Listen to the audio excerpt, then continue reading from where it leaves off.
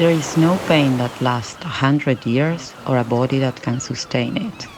The theme is basically alienation, and alienation is something that is the common mood, I would say, the thing that is weaving everybody's experiences together in this time, different effects of colonialism and capitalism and all these systems of oppression that really have left us all with different levels of alienation, I think. I think initially it kind of started out in that sense of people that had very similar experiences to us, and then realizing almost the vagueness of it at the same time and just how relatable it could be to anybody. So it ended up evolving, I guess, as we continued working with the piece and, spending time with the content and also with the feedback we've been getting. We were realizing it's like reaching a much wider audience, which has been really nice to see. Everything kind of, it just continued to change and evolve as we made it. It was a 4-year project because we started filming in 2019. We had done a residency in Brazil where we shot the whole film, and then the pandemic hit. And at the time, we really wanted to do something with the work, and we'd been applying to a couple places.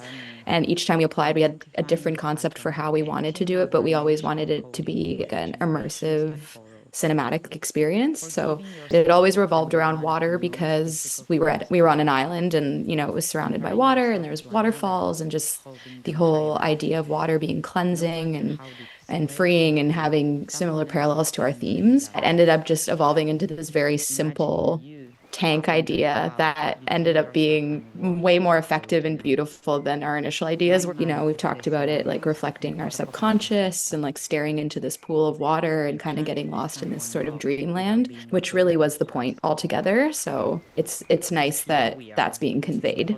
Even filming at the residency, it was all pretty improvisational, as much as we did have these elements of costume and medium and all the things that we were using. Every day we just sort of left the house and went to the beach or just were really enjoying ourselves there. We just brought everything with us.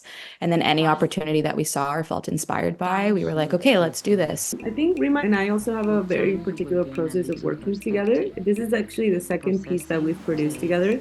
We developed this performance, like a radio performance piece over a week-long residency as well, where we started developing this sort of like script about this fictional character called Iris Breeze, who's always wanting to like escape and dreaming of these like tropical landscapes. And so that was kind of like our way of getting into these themes of alienation. And so Rima and I have this particular way of working together where we just kind of do a little bit like improv in a way. Like one idea will just like divulge into this whole like absurdist script with, characters and voices and stuff like that. But I don't know if it took a life of its own, because I feel like both of our visions are pretty present and pretty strong. Like the aesthetics merged really beautifully. Nothing was left to chance, if that makes sense. But it is based on this process of almost like improv and back and forth, back and forth, back and forth, and then an image comes out, back and forth, back and forth, back and forth, and then a script comes out. And it really is just this sort of playfulness of very serious and important topics to us, but finding the absurdity in it and the humor in it helps us process, but also the way we process.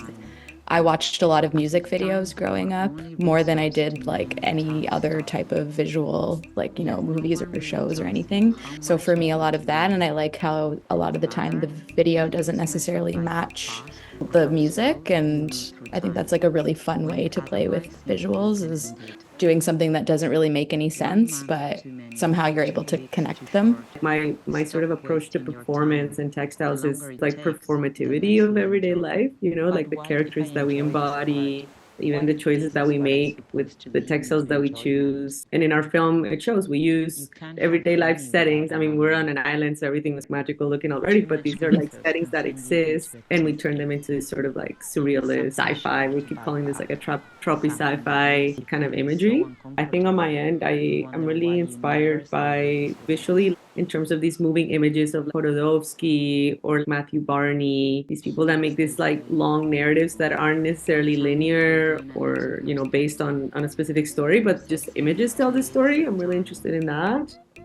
I think like one of the biggest things is, the point of the piece is to have people reflect on their own experiences and understand that, as maybe cheesy as it is, they're not alone in them either, that everyone feels some sort of displacement or alienation or grief or, towards what's happening in the world right now. It could be their physical bodies, there could be a change of a job change, just like it could be literally anything in their life. Just like to pause and take a moment to reflect on that and how that applies to themselves and the people around them and the social injustices that we're experiencing in the world, and how, despite feeling like we can't change them, how we can in small and big ways. The sort of point of using these like surreal kind of imagery is that for us at least we wanted to create this kind of feel of like a daydream, or this kind of feel of like stepping into your subconscious. Like people even asked us like, is this supposed to be an ocean